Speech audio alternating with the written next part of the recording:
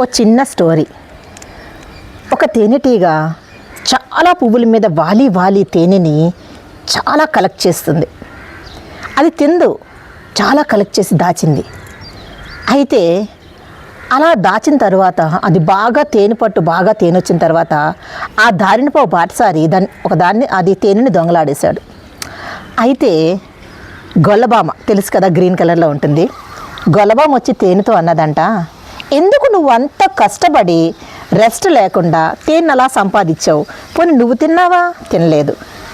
మరి ఎవరో దారిన పోయి బాటసాలు తీసుకెళ్ళారు, నీకు బాధగా అనిపించట్లేదా అంది.